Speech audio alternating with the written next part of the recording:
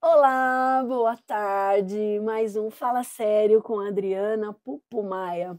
Hoje, de terça-feira, quero agradecer meus amigos do programa Desocupados que me deixaram, né, trocaram com a gente para eu poder receber essa figura ilustre, doutor Marco Volpe, que ele não podia na quarta, porque quarta é dia de cirurgia, né, doutor? É isso aí, muito obrigado por você ter feito essa manobra na agenda aí, abrir esse espaço. Agradeço muito o seu convite. Muito obrigado. É isso aí, gente. Não esqueçam, aplicativo da rádio, Facebook, estamos na TV Pixelnet e vamos estar depois em todos os canais do YouTube, do Força Jovem, do Fala Sério. Então vocês acompanhem, façam suas perguntas. Olá, vamos lá, eu vou deixar o telefone aqui para conforme vai passando o programa, vocês entrem em contato com a gente, que é o 11 93329 0919. E hoje, gente, eu tô aqui, né, com esse médico maravilhoso, com esse professor, doutor, né, esse cirurgião maravilhoso, que vocês sabem que eu só trago no meu programa, isso é sério, viu, doutor? Eu só trago no meu programa quem que eu vou, eu vejo, eu sinto, que eu convidei o doutor depois que eu levei a minha mãe para ele consultar, né, com tanto amor, com tanto carisma, né, com uma dedicação tão grande, e hoje em dia isso é tão difícil. E aí a gente foi conversando, falando de medicina, e o tema hoje é medicina e espiritualidade. Doutor, seja muito bem-vindo. Obrigado. Agradeço o senhor ter aí se organizado na agenda para estar conosco aqui hoje. Eu que agradeço o seu convite, muito honrado e à disposição para suas perguntas. Vamos lá. Ai, vamos lá, né, gente?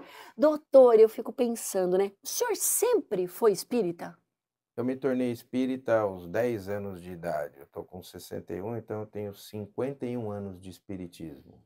Ou 51 anos que eu tento ser espírita, É, todos é. os dias um pouquinho, mas enfim, dentro da doutrina espírita eu estou há 51 anos. Nossa, e o senhor então, o senhor quando a vontade de se tornar médico não tem nada a ver com a doutrina, isso foi uma coisa mesmo de aptidão, de amor, como que funcionou isso? As coisas não se misturaram no sentido de me tornar médico por ser espírita, mas o fato de ser espírita me ajuda a exercer a profissão de médico. Porque uma das premissas do espiritismo é a reencarnação, né? E tomando contato com tudo isso, nós sabemos, né, que essa é uma oportunidade dada ao espírito para que ele possa evoluir. Então, eu vejo a minha profissão como uma oportunidade que me foi dada e procuro encarar dessa maneira. Então, no exercício da profissão de médico, ser espírita me ajuda bastante a entender coisas que eu não consigo explicar, a aceitar coisas que eu não queria que acontecessem, mas que, infelizmente, Não muitas vezes depende. acontecem. Não é fácil, mas você ter uma luz, a luz do espiritismo, me ajuda muito a me portar dentro da medicina de uma forma que eu acho correta, ética e que eu acho que é o caminho. E essa sensibilidade, né, porque no espiritismo a gente fala muito da mediunidade, né. Uhum. Essa sensibilidade, essa mediunidade, o senhor sente no consultório? O senhor sente, por exemplo, num centro cirúrgico? Então, nós não podemos confundir mediunidade com mediunismo, são coisas diferentes. Hum, Todas as pessoas têm mediunismo, mas nem todas as pessoas têm mediunidade. São uhum. coisas diferentes. A mediunidade é uma faculdade muito mais profunda do que o mediunismo. Sim, o que que nós percebemos? Quando você se coloca na condição de receber esse auxílio, você recebe sugestões, pensamentos que muitas vezes não são seus. Podem até parecer num primeiro momento que sejam, mas às vezes tem alguns lampejos, algumas coisas que você não estava pensando naquilo e de repente aquilo vem. Alguma sugestão, alguma coisa, isso atendendo a um paciente, fazendo uma cirurgia, mas é claro que você precisa se colocar em conexão, estar vibracionalmente em condições de receber essas sugestões. Por isso que eu normalmente, quando vou operar, eu desligo o celular. Eu deixo ele no modo silencioso de tal maneira que da hora que eu entro, até a hora que o paciente vai para a UTI, eu estou absolutamente inacessível, porque se não for assim, alguma informação externa pode tirar o teu equilíbrio. É o que eu digo, se a notícia é muito boa, ela vai ter que esperar a cirurgia terminar. E se ela é muito ruim, também. Por quê? Porque o que eu estou fazendo ali eu não vou poder interromper. Então, baseado nisso, eu entro no centro cirúrgico e desligo o celular. E aí eu só volto a entrar em contato com o meio externo quando o procedimento terminou. Que aí eu não Aí o senhor fica só com conexão, só com a exatamente. com a Então, conexão acima. exatamente. Então, no momento em que eu estou ali, inteiramente ali, né? A minha mente está ali, meu espírito está ali, está tudo ali no sentido de conseguir fazer aquele procedimento com o melhor. E aí e tentar, obviamente, na medida do possível, claro, somos todos seres humanos, tem dia que você está melhor, tem dia que você está pior, mas sempre está com uma porta aberta ao mundo espiritual para receber essas sugestões, essa ajuda que é sempre importante. E já teve alguma situação que o senhor teve isso muito forte e foi fundamental numa cirurgia? Todos os dias. Isso é tão comum na vida, porque veja, nós trabalhamos com um tipo de cirurgia que é uma cirurgia com potencial letal. Você pode começar a cirurgia, o paciente chegar conversando e morrer. Isso pode acontecer. Então, é, é importante estar em conexão e várias vezes você tem algumas sugestões, você ia fazer determinada coisa e você pensa, fala, puxa, deixa eu dar uma olhada, você fala, puxa, ainda bem que eu não fiz. Ou outra que você não ia fazer, você fala, puxa, mas aqui acho melhor fazer, faz, e aí realmente é determinante. Então, eu acho que além do conhecimento técnico, que claro, o profissional precisa ter, precisa se atualizar e tudo mais, seria de uma prepotência muito grande achar que você está sozinho ali. Porque, veja, você está trabalhando num dos filhos do Pai. Ele é seu paciente, mas ele é filho de Deus. Então, acima de você, existe uma hierarquia tão grande que talvez você seja o último dela. E quando você entende e aceita que o seu papel é importante, mas que dentro da hierarquia você é o último, eu acho que você começa a ter uma humildade de entender que tudo aquilo que está acontecendo tem um propósito. E existem entidades muito superiores a você que estão ali atuando. Você é só o efetor. Nossa, doutor, mas nossa, é até bonito, é emocionante ouvir o senhor falar assim, porque é uma profissão de uma, né, de uma magnitude tão grande, ela é tão maravilhosa, porque o senhor está ali com uma vida nas mãos, Sim, literalmente. E o senhor entender que isso é pequeno, mediante a um ser superior maior, isso é maravilhoso. Acho que é por isso que o senhor tem todo esse amparo espiritual, por essa humildade. olha, o que eu acho é o seguinte: é claro que uma vida humana é muito grande, mas olha o universo, olha a harmonia dos planetas. Ou, se quiser, olha até o micro-universo. Olha a quantidade de hemácias que existe num corpo. Olha a composição de cada célula. Olha o processo de reparação celular, o processo de reparação dos tecidos. Olha tudo o que acontece no macro e no microcosmos e veja como você é pequeno perto de tudo Gente, isso. um grãozinho de mostarda, né? Grande, é Exatamente. grande, o grãozinho de mostarda é grande. Então, quando a gente consegue ter esse olhar, não que você se desvalorize, não. Você se dá o real valor, que é entender que você é parte da engrenagem e você é a parte falha da engrenagem, porque o restante da parte da engrenagem não é falha. Então, todo esse processo, ele canaliza em você para o desempenho de uma função. E aí é o que eu digo. Então, que eu seja uma boa ferramenta. Que eu Sim. seja uma boa ferramenta. Se você vai cortar um determinado alimento, você quer que essa faca corte bem. Se você vai pegar alguma coisa, você quer que aquela pinça pegue bem. Então, que eu seja um bom instrumento. Então, quando a gente consegue ter este olhar, né, você não se desvaloriza, mas você não se E hipervaloriza. não tem a soberba, né? Eu acho que Eu aí acho que e o passar dos anos dentro da profissão médica, particularmente na profissão cirúrgica, ele vai mostrando que a soberba só te leva à queda. Porque toda vez que você se acha acima daquilo que você realmente é, você conta uma mentira para a única pessoa que você não pode mentir, para você mesmo. E aí, naturalmente, por um processo natural, você escorrega logo na frente. Acontece alguma coisa para deixar claro, olha, você pode até ser bom, mas você não é tão bom assim. Entende? E isso vai lapidando de tal maneira que você consiga enxergar, ocupar o seu real espaço e entender que dentro dessa hierarquia você é o último.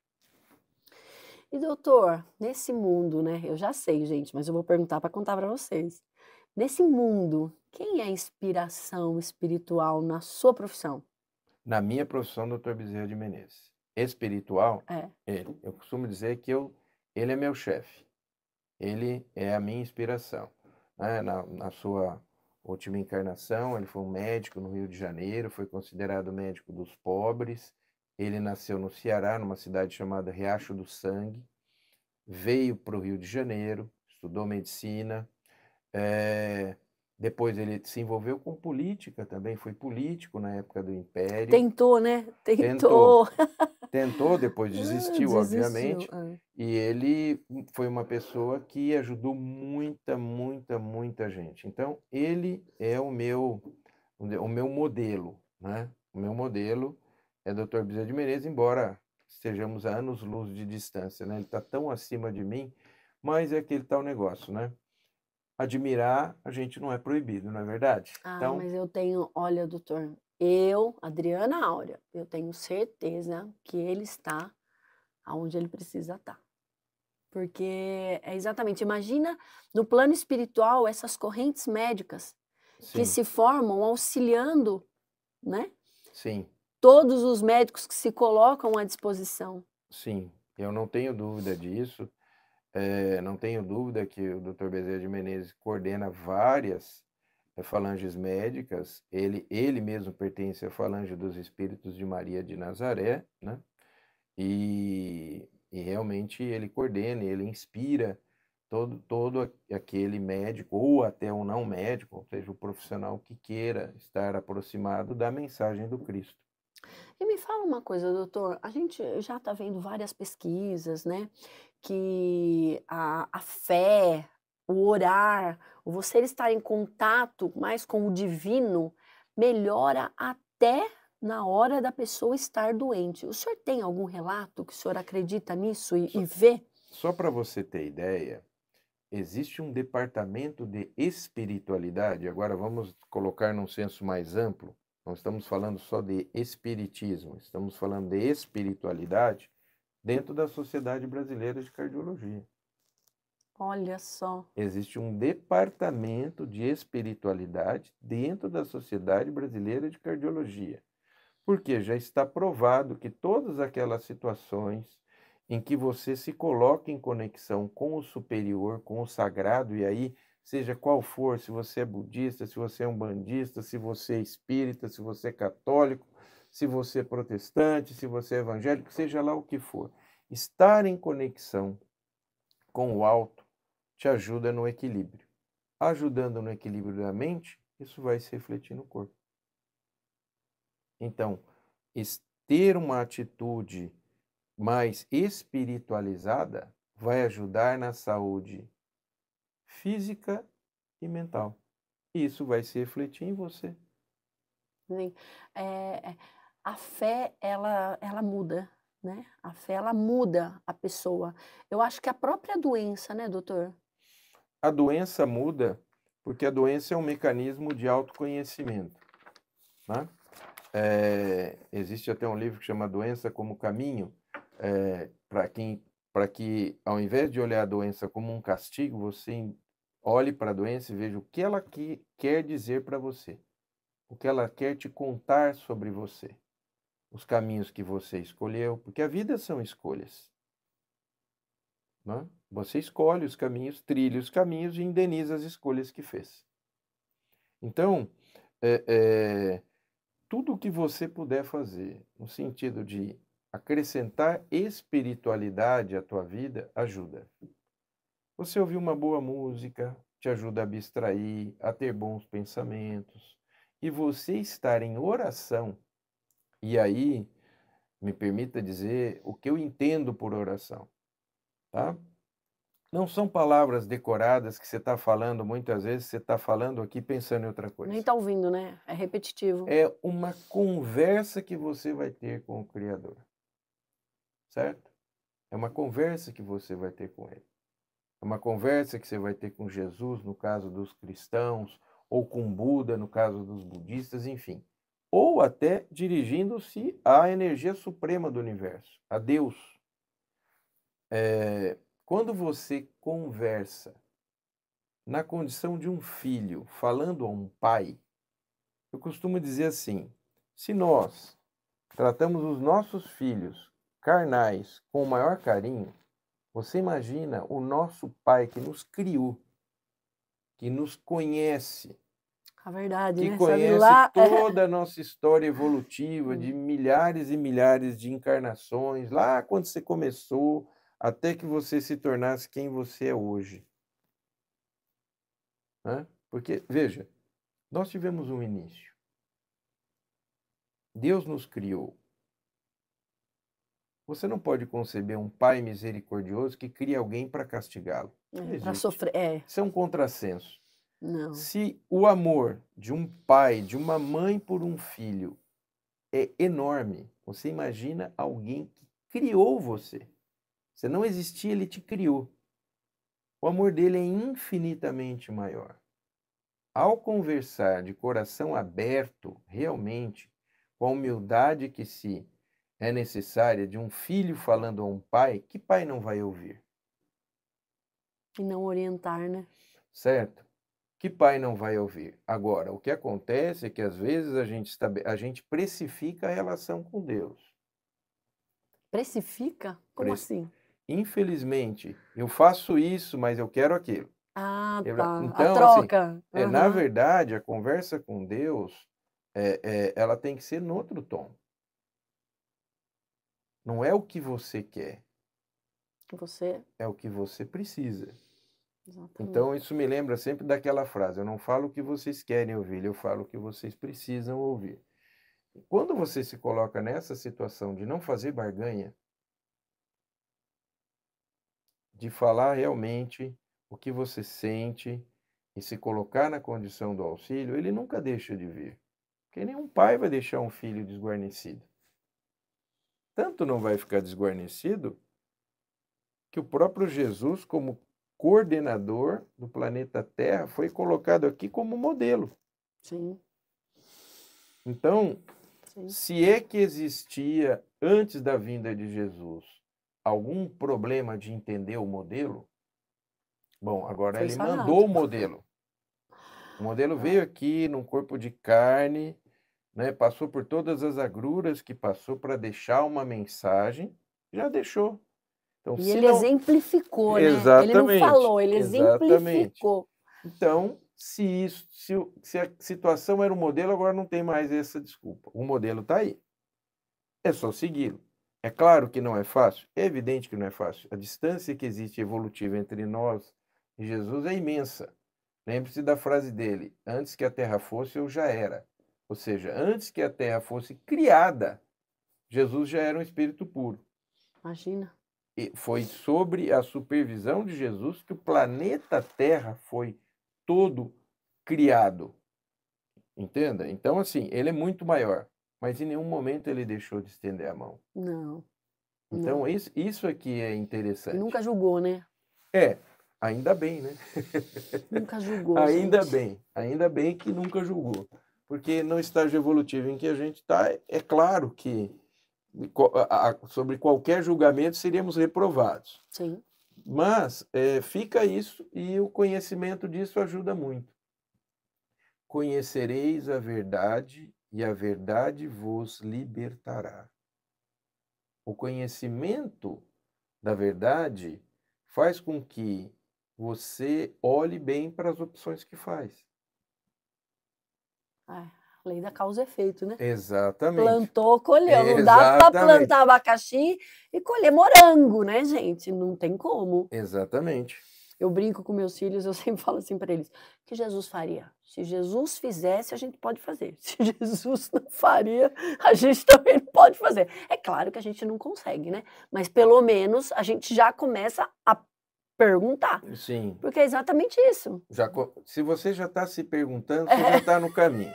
Tudo bem que vai errar muitas vezes, mas já está no caminho. Se eu acertar uma, doutor, eu já Já vou ficar tá bom, muito né? feliz. Já tá bom, eu né? vou ficar muito feliz. Agora, doutor, me fala uma coisa.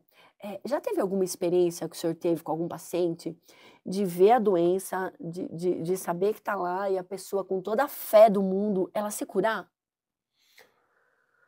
Só pela fé, não.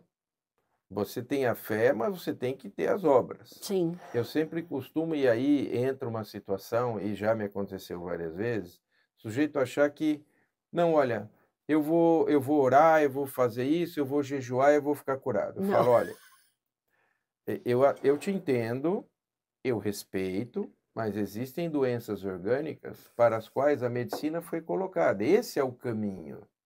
O equilíbrio. Né? O equilíbrio. Agora, o que eu já tive, e tem vários testemunhos disso, são pacientes com doenças extremamente graves, cujo risco cirúrgico era altíssimo.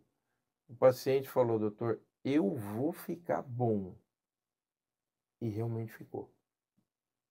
Então, assim, aquela situação que você fala, olha, eu vou tentar, tem 1% de chance, mas esse 1% vira 100% quando o paciente efetivamente quer e acredita.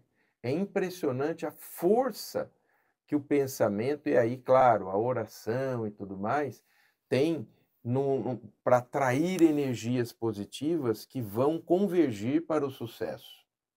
E isso pega todas as pessoas que estão envolvidas ali no campo cirúrgico. É impressionante, parece que acontece uma sequência em que tudo dá certo. Olha, acho que a pessoa ela transmuta, né? A fé, a energia. Sim, é o que eu digo. Eu sempre brinco com os pacientes, eu falo assim, se você acha que não vai dar certo, então nem quero te operar. Porque se você acha que vai perder o jogo e entra para jogar a partida, é só uma questão de ver o placar. Você já entrou derrotado. Agora, a gente não pode confundir o medo, que é absolutamente natural em qualquer situação em que você vai estar com a vida em risco, com achar que não vai dar certo. Uma coisa é entrar com medo. É óbvio, faz parte do processo de defesa da pessoa. Mas ela tem que ir lá internamente dizer o seguinte, eu estou com medo, mas eu tenho certeza que Deus não vai me abandonar numa hora dessa, que vai dar certo. Se ele for com esse pensamento, ainda que com medo, que é absolutamente natural, aumenta muito as chances das coisas darem certo. Porque aí eu estarei do lado de cá lutando para dar certo. Mas ele vibracionalmente já convocou o universo e as energias positivas para dar certo. E doutor, me fala uma coisa, o que o senhor fala, por exemplo, das cirurgias espirituais? Esse é um termo interessante, porque as cirurgias espirituais exigem uma manipulação muito grande de ectoplasma, tá? E, infelizmente, não diria todos, mas existe muito charlatanismo ligado a isso também. Então, você precisa saber com quem, como, onde, e muitas vezes, eu te diria que grande parte delas, isso não vai resolver o problema. Existem algumas situações em que a cirurgia espiritual pode ajudar? Pode ajudar, mas ela não substitui a cirurgia aqui do plano em que estamos. Realmente é o equilíbrio, É. cuidando da alma e cuidando do E corpo. pode ter certeza que fazendo a cirurgia no plano físico aqui nosso, se tiver que ser feita alguma coisa espiritual, estará sendo feito pela equipe espiritual concomitantemente à cirurgia que está sendo realizada no plano físico. Mesmo se, por exemplo, o médico não tem não tem essa fé, não tem essa convicção, o senhor acha que isso acontece? O bem se manifesta pelas mais diferentes criaturas. É claro que tendo, ele facilita o trabalho. Não tendo, ele dificulta, mas ele não impede. Ninguém impede Deus. Nem não. Ninguém impede Deus. Ele é. Então, É melhor um médico que não tenha essa visão, mas que seja caridoso. Se ele for caridoso, ele já vai estar cercado de entidades que são afins com as atitudes dele. Entende? Então, se você, de alguma maneira, se colocar à disposição do trabalho, tá ótimo. Faça bem feito o que você tiver que fazer. Se você tiver espiritualidade, melhor. Se você não tiver, faça bem feito, que a turma lá em cima vai saber os caminhos para... E o senhor falando isso é engraçado, né? Porque, por exemplo, independe da fé da pessoa. Ela pode ter uma outra religião que não acredita em espírito, mas se ela tem fé, ela acredita em Deus, o divino vai estar lá, Veja, independente. você pode não acreditar em espíritos, mas você acredita em Deus? Você acredita que esse Deus é soberanamente justo e bom, que ele é seu pai? Se você já tem isso, você já tem algo. Mas imaginando que você nem isso tenha, você é ateu, mas você é um sujeito caridoso. Pelo prazer de fazer pelas pessoas, por ajudar, ok. Você já é uma ferramenta. A partir do momento em que você tem esse sentimento de caridade dentro de você, você já é uma ferramenta. Você pode até nem achar que é, mas é. O que você não pode, sendo médico, é não gostar de gente. Nossa, aí eu acho que é Porque, complicado. porque, veja, o médico, ele tem que gostar de pessoas. Por quê? Porque ele convive com elas. E ele convive com elas naquilo que é mais difícil, que é conviver com as pessoas quando elas têm problemas. Porque conviver com as pessoas Falta quando de elas saúde, estão né? bem, tá tudo certo. Mas se você conviver com pessoas no momento de dor, de perda, de fragilidade, de medo, de insegurança, é muito difícil. Então você tem que ter esse sentimento de querer poder, de alguma forma, contribuir positivamente para isso. Né? E como que o senhor trabalha isso no consultório, doutor? Tentando puxar a pessoa para esse lado, para esse olhar mesmo para ela, né? Espiritualmente, independente da religião dela. Como que o senhor consegue chegar ali no Olha, pontinho? primeira coisa que você tem que ser é um bom ouvinte. Então, assim, antes de falar, ouça. Porque a pessoa, quando chega no médico, ela está ávida por falar. Ela quer contar para você o problema dela. Ela quer contar o que ela está sentindo. Então, deixa ela falar. E aí, baseado no que ela vai te trazer, serão os conteúdos que você vai cuidar. Porque muitas vezes, paralelo a um problema físico que ela está trazendo, ela traz uma carga emocional enorme ligada a esse problema físico. E quando alguém está doente, o núcleo familiar está doente. Porque esse alguém é mãe de alguém, filho de alguém, pai de alguém, irmão de alguém. Ele tem um núcleo que adoece com ele. Então vamos pegar uma cardiopatia grave, o sujeito tem que operar. Bom, ele vai sair do mercado de trabalho, ele vai ficar um tempo afastado. Imaginando que ele tem esposa e filhos, essa esposa vai ficar com medo do quê? Que ele morra. Como vai ficar a família se isso acontecer? Então veja que é uma situação que não engloba, ela vai desde o ponto de vista financeiro até o ponto de vista emocional. Então é o que eu digo, quando você trata de uma pessoa que está doente, você cuida dela e do seu entorno. A família adoece junto. E você precisa ser continente para isso. Eles precisam confiar em você.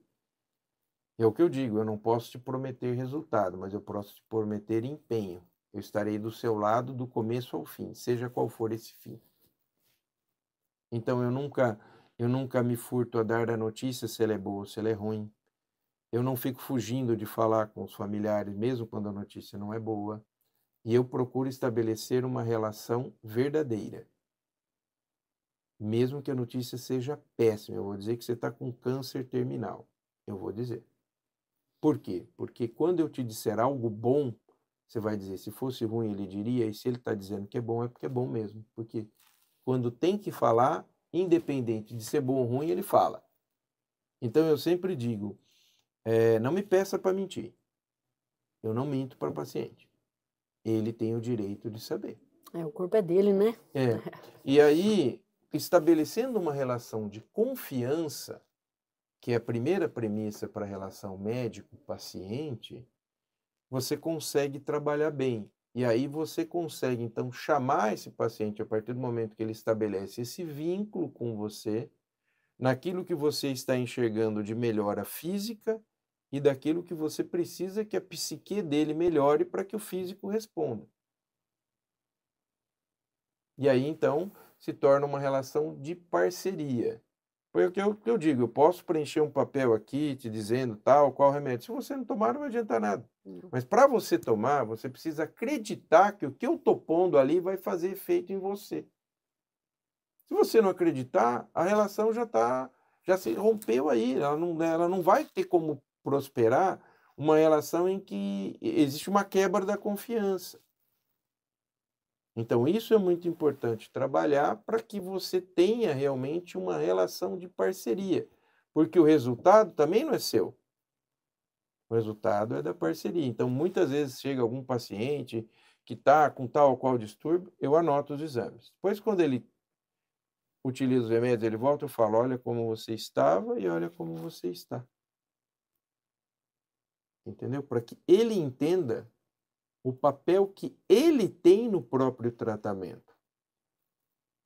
Eu sou aqui um apontador de caminhos, mas quem trilha o caminho é você. A ponte. A senhora é a Né? ponte. Exato. Entende? Então, isso é muito importante. Nessa relação médico-paciente, você ter esse vínculo. E ele saber o seguinte, olha, ele pegou na minha mão e ele não vai largar até o fim, seja qual for esse fim.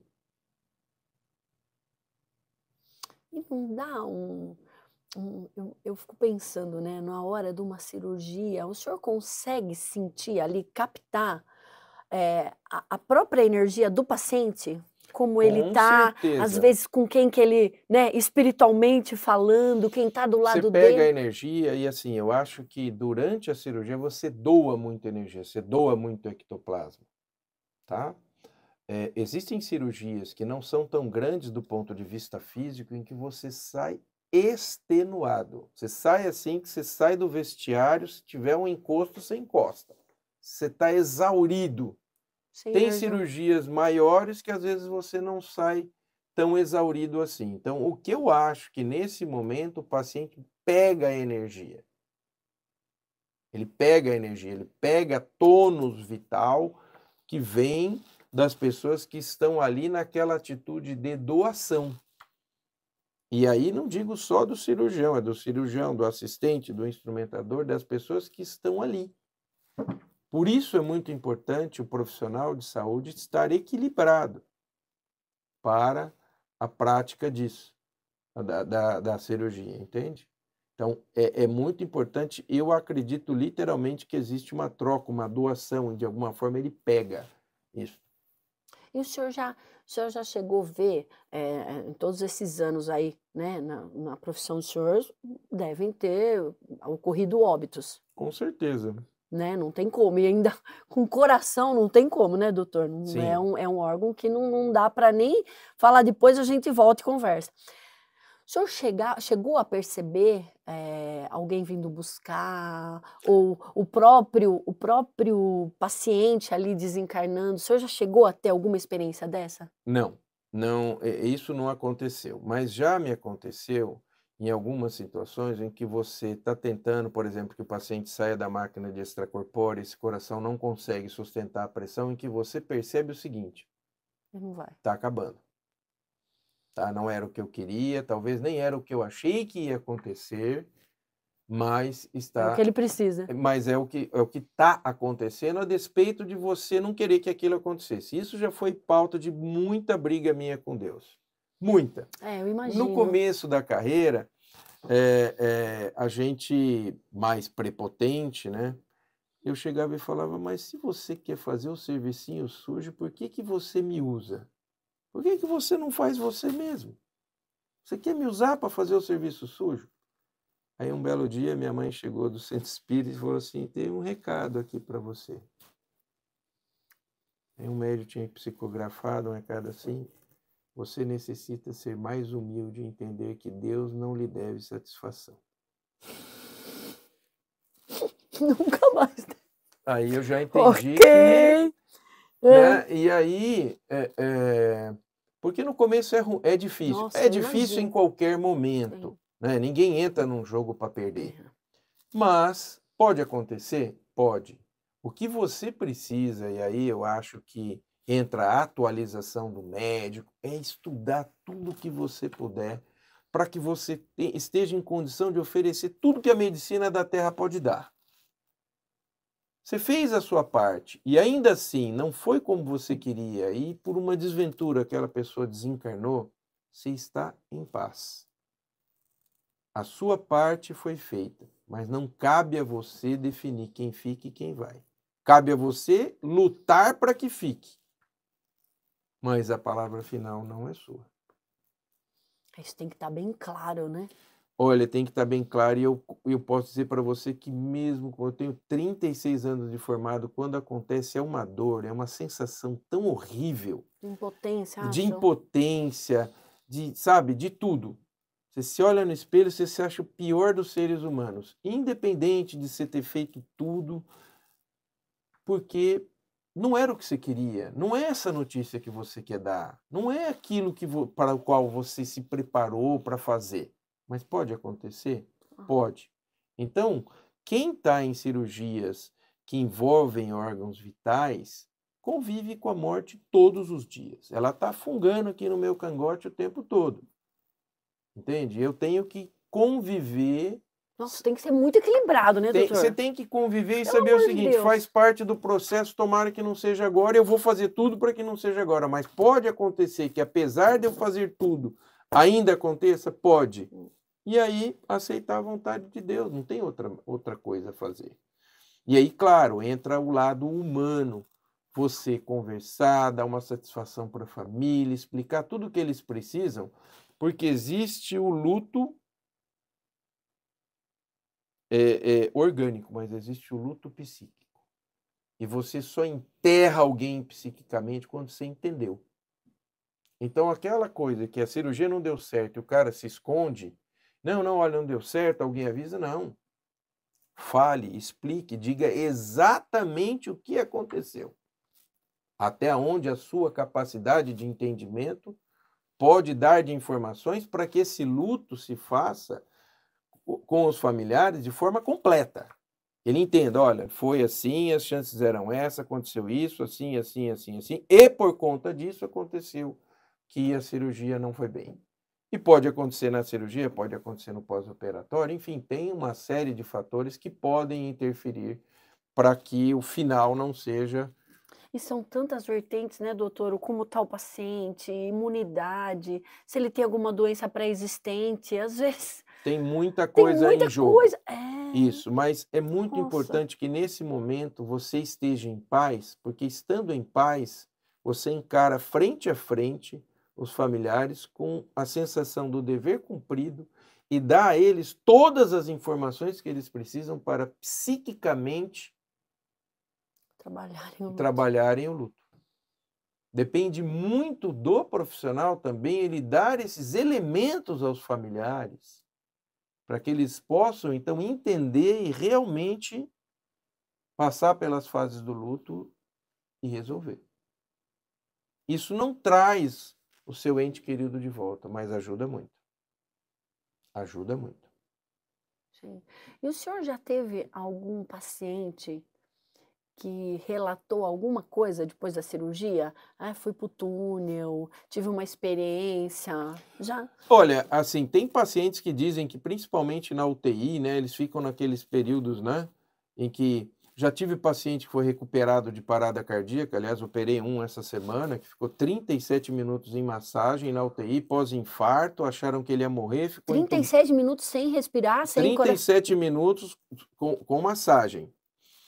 Ele teve um infarto, teve uma parada cardíaca, ficou 37 minutos em ressuscitação, acharam que ele ia ter alguma sequela, não teve, ficou um tempão entubado, pneumonia, saiu de tudo, fez uma insuficiência renal, saiu, ficou internado, eu operei e dei alta dele da UTI ontem. Então, Acontece. E algum desses pacientes tem relatos extremamente interessantes, porque imagina, ele ficou 37 minutos em parada Nossa. cardíaca sob massagem.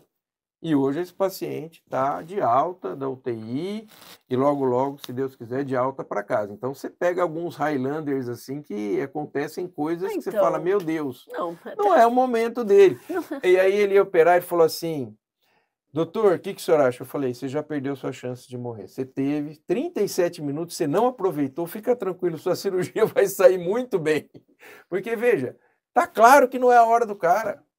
Tá evidente, né? Só falta alguém sair do Éden e falar, não é a hora dele. Fica aí. Né? Fica aí. Então, é muito interessante isso, né? E assim, e a fé dele, esse paciente, ele tinha uma fé muito grande. Ele até falou para mim, ele me trouxe uma medalha da Nossa Senhora Desatadora dos Nós, que eu acho muito linda, tem o santuário dela em Campinas. Ele falou, doutor, eu posso lhe dar uma coisa? Eu falei, mas o que será que esse cara quer me dar? Ele falou, eu trouxe uma medalha para o senhor. Ai, que bonitinho. Eu falei, pode. Aí ele falou assim, olha, essa aqui. Aí eu falei, você já foi no santuário dela? Eu já fui. Ele falou, eu não fui, mas eu sou muito devoto dessa santa. Eu falei, então peça para ela. Ele falou, não, eu já pedi. E por isso eu estou lhe dando. Ok. E na cirurgia dele, eu pus a medalhinha no bolso. Ai, que Eu fui bonitinho. lá, pus a medalhinha no bolso, operei. E aí quando ele estava acordando na UTI, né, que ele já estava abrindo o olho, eu falei, olha, sua mãe te abençoou. Você está na UTI, sua cirurgia foi bem e tal.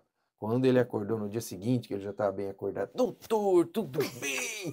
Parecia que ele tinha operado uma unha encravada. Ele estava super feliz, contente. Nossa. Então, assim, tem casos que são assim emblemáticos e que nós vamos vendo que a fé ajuda muito. A fé desse cara, imagina, ele ficou 37 minutos parado, Sem pós-infarto, nenhuma sequela. sem sequela neurológica, Meu bem, Deus do céu. teve ciência renal, saiu, fez pneumonia hospitalar, saiu, foi operado, saiu, mas o quê? Ele não arredou o pé, ele falou, eu vou sair daqui bom.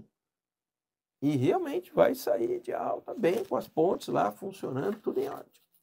É demais, né? Eu sempre falo, isso eu falo para as mães na escola, eu sempre falo, a fé, qualquer que seja ela, a criança, quando ela é criada numa fé, que ela tem esse respeito pelo ser divino, é diferente, Eu doutor. vou te contar um caso de uma amiga querida aqui de Jundiaí, que eu operei há mais de 20 anos. Nela eu fiz 4 pontos, mais um aneurisma de ventrículo esquerdo, Nossa. cirurgia grande. Ela é minha amiga até hoje, nossa, adoro. E ela chegou para mim, antes de operar, e falou assim, doutor, eu tenho um sonho. Eu falei, o quê? Eu quero ver minha neta entrar na faculdade. Muito bem. Bom, operei, ficamos amigos, me ajudou muito num projeto social que eu tenho, uma querida. E aí, ela viu a neta entrar na faculdade, viu a neta se formar. A neta dela é a primeira piloto de caça mulher do Brasil. E olha que a menina escolheu uma coisa difícil, ela queria ser piloto da aeronáutica e voar com caça. Carlinha? Carlinha. Foi aluna do universitário, Então, Carlinha, linda! isso. Aí, Dona Cléria. Dona Cléria, aí, ó. Então, a menina entrou. A menina se formou. Ela foi a primeira piloto de caça mulher e agora ela deu uma bisneta para Dona Cléria. Então veja, quando eu encontro a Dona Cléria, eu falo assim, bom, para quem queria ver a neta entrar, a neta já entrou, já saiu, já te deu um bisneto. Então veja, mas de novo, lindo isso, essa história ela é linda. tinha isso com ela. Eu tenho que ver a minha neta entrar na faculdade. Eu falei, se você quer, você vai conseguir. E depois ela me ajudou muito num projeto social. Às vezes os pacientes tinham medo de ir para a cirurgia. Ela falava, não, vai, pode ir. Eu sou a prova viva, eu estou aqui. Então, assim, isso naquele momento de dúvida, de incerteza, de medo, nossa, ajudou muita gente. Fez a diferença. Ou se fez. E tá Olha. aí Dona Cléria até hoje. Nossa, e é lindo, né, é lindo porque eu acompanhei do outro lado, você vê, realmente, ela é uma mulher que luta e não desiste fácil. Não, guerreira, Que guerreira, guerreira. Ai, meu Deus, é muito lindo isso, né. E me fala, ai, ó, tá acabando, o pessoal tá perguntando aqui, ó, espera aí, deixa eu ver aqui. Espera aí, ó. Ai, gente, boa tarde, é muita coisa aqui que depois a gente pergunta pro doutor aqui. Doutor, se o senhor tivesse que dar um conselho, né, um conselho para as pessoas, principalmente hoje, eu falo que a gente está vivendo um momento de, de tanta, de tanta doença emocional, né, da ansiedade, da depressão. Nós estamos vivendo um momento difícil, né? Como seres humanos, eu acho que é nesse planeta aí que está entrando, né, Em em transição, né? transição. Qual é o conselho que o senhor daria, como um neurocirurgião, como um cardiologista, né? Doutor Marco Volpe tem 2 podcasts, gente, que depois eu vou contar para vocês também, viu? Vocês façam o favor de seguir. É o podcast Med Saúde, canal 25, e o Saúde em Pauta, no YouTube lá de São Paulo. Então, além dele fazer tudo que ele faz e estar aqui com a gente ensinando, ele ainda faz isso também, né? Ele é apresentador. Olha só que tudo. Então, o que eu acho hoje se eu tivesse que dar um conselho, que a pessoa busque alguma religião, alguma coisa que o conecte com algo superior, seja o que for. Você quer ser budista, se você quiser seguir a religião islâmica, seja lá o que for. Tenha algo em que você possa se apegar, que te dê um sentido maior para a sua vida. Porque quando você tem isso, as outras coisas vão sendo acrescentadas. Se você não encontra um sentido para a sua vida, qualquer situação está boa. A partir do momento em que você faz essa conexão com alguma religião que pregue o bem, seja ela qual for, mas que ela possa ser o bastante para você, e aí eu falo por que eu saí do catolicismo e fui para o espiritismo, porque o catolicismo não me bastava.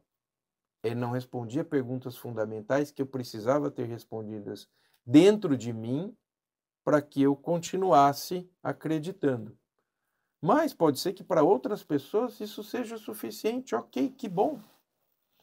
Mas encontre algo naquilo que você possa crer, esse algo obviamente ligado ao bem, porque isso vai te dar um norte de atitudes, vai te dar um norte de vida. A partir daí, o restante você vai conseguir, a vida vai acrescentando.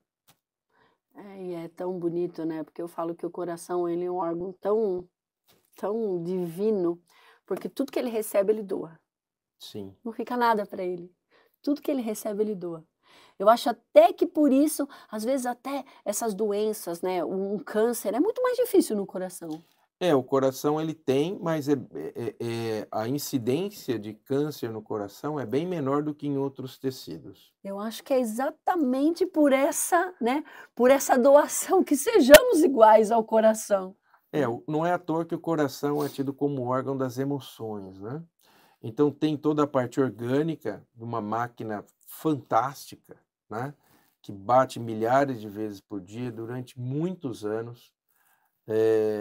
E veja, o nosso coração está batendo agora e a gente não tem nem noção de que isso está Que ele está acontecendo. trabalhando, que se ele Né? parar de trabalhar... Exato. Então, é uma máquina tão maravilhosa que desde a vida embrionária ele começa a bater e segue até o fim da sua vida. E quando eu falo com os cirurgiões mais jovens, eu digo o seguinte: veja como a cirurgia cardíaca é uma coisa impressionante. Desde que esse cidadão ou essa cidadã era um embrião, o coração dele está batendo. Ele só parou agora para a gente operar e depois ele vai voltar a bater. Olha que coisa especial. Olha que oportunidade Deus está te dando de mexer numa criatura que não é sua, é dele. Ele está deixando você mexer, confiando em você, numa obra dele. Então veja, esse coração que lá na vida embrionária começou a bater, ele só parou naquele período para que você pudesse consertá-lo e depois ele vai voltar a bater até o fim da vida desse espírito que está encarnado nesse corpo. Olha que situação especial. Olha como Deus está confiando em você.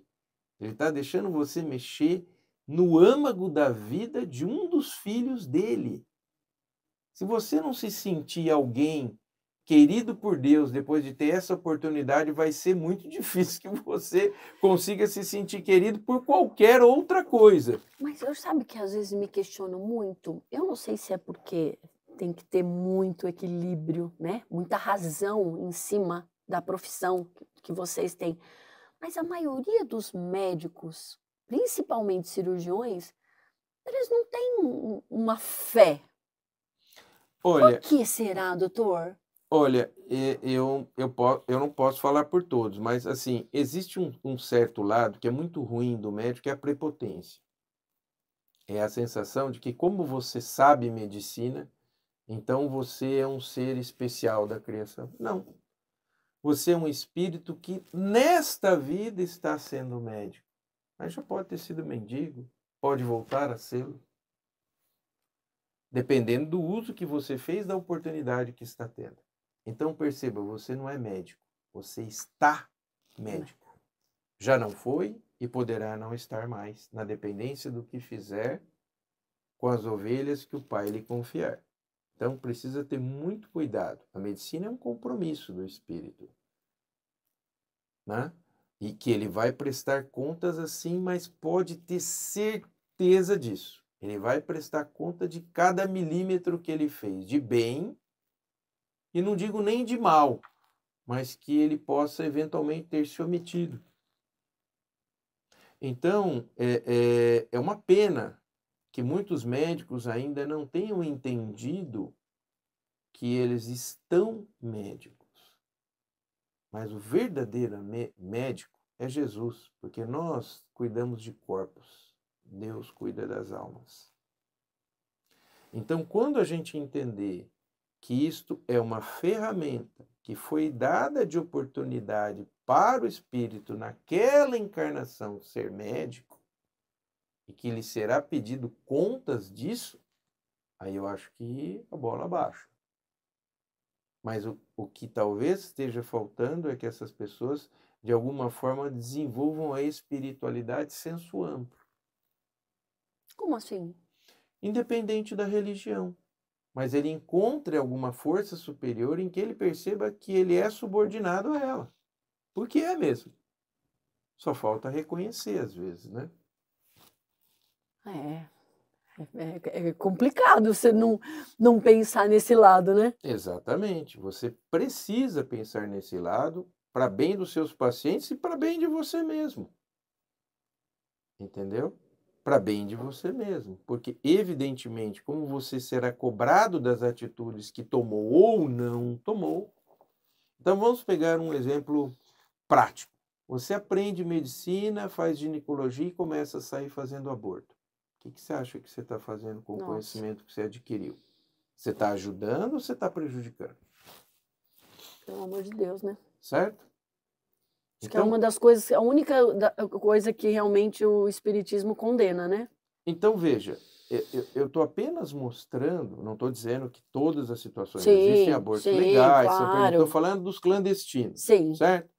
Que você faz aborto toda hora, você não então, deixa uma gravidez. E assim, criminosamente. Então, assim, pensa, pois você teve uma baita oportunidade, você estudou.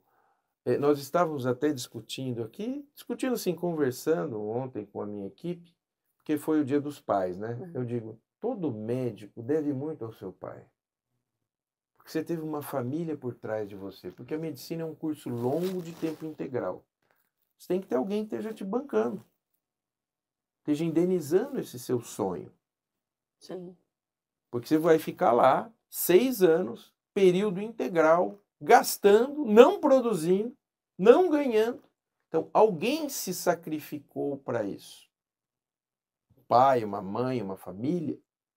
Entende? Então, você dá toda essa oportunidade para um espírito se tornar médico e ajudar pessoas. E ele usa esse conhecimento de forma vil para prejudicar. Poxa vida, isso é um troço muito sério, né? Você imagina o nível de compromisso kármico que assume um espírito que toma essa atitude, que joga fora essa oportunidade e usa esses conhecimentos para o mal. Entende? Então, é por isso que eu acho muito importante. Eu não sou médico, eu estou médico. E dependendo do que eu fizer, eu não só não voltarei médico, voltarei muito encrencado. Então eu preciso ter noção disso para conduzir a minha vida, né? Ai, aí esse voltar encrencado, doutor, é complicado mesmo. Olha, a semeadura é livre, mas a colheita é obrigatória. Totalmente obrigatório. Entendeu? Então, Causa e efeito, né? exatamente, lei de causa e efeito. Essa é uma lei natural tão vigente quanto a lei da gravidade, né? Nossa, doutor. Já chegamos no fim, né, Brisa? Nossa Senhora. Doutor, o senhor vai voltar. Eu volto com o O maior senhor vai prazer. voltar. Joyce, olha lá, hein? Já vou, daqui a pouco a gente já marca para daqui para frente, entendeu? Eu venho com o maior prazer. Doutor, muito obrigada. Você foi maravilhoso. Sou eu que agradeço a Nossa, oportunidade. bacana demais. Eu acho que se a gente puder, né, a gente entra na casa das pessoas e leva esse assunto. É muita coisa para aprender, é muita coisa para a gente digerir. E eu agradeço muito, muito mesmo a oportunidade que o senhor nos deu. Que eu sei como que é o dia do senhor, eu sei como que, né, como que o senhor trabalha, com tudo que o senhor faz. Aí eu sei que se realmente o senhor está aqui hoje, foi um sacrifício grande e eu agradeço muito. Olha, uma alegria estar aqui. Agradeço a oportunidade, o espaço aberto. Nós discutimos um assunto que é muito importante, principalmente no momento atual que vivemos no planeta Terra, e que as pessoas guardem essa mensagem de procurarem a sua espiritualidade, procurarem algo que traga para elas esse sentimento de pertencimento a um Pai, a um Criador. Se isso ficar, já estou mais do que feliz. Com certeza. Obrigado. Com certeza. Muito obrigada. E, gente, ó, eu quero agradecer de novo a Michelle, o Duzão, né, do Desocupados, que trocaram o dia do programa deles para a gente ter essa oportunidade maravilhosa, que eu tenho certeza que agora vocês falaram assim, a Adriana estava certa. Muito obrigada, viu, queridos? E a Cida lá, da Jundiaí Empreendedora, pediu para avisar vocês, gente, a partir de 16 anos, nós vamos ter lá no Qualifica São Paulo cursos profissionalizantes, assistente de produção e assistente de logística. Então, entrem no Qualifica São Paulo, no Empreendedor de Jundiaí, para ter esses cursos. São cursos que vão ser durante a semana. Gente, vamos lá se profissionalizar. E mais uma vez, esses meus amigos queridos, né, Brisa, Dircélio, Cal, que sempre dão essa oportunidade maravilhosa para nós aqui. Um beijo no coração de todos vocês e até quarta-feira que vem.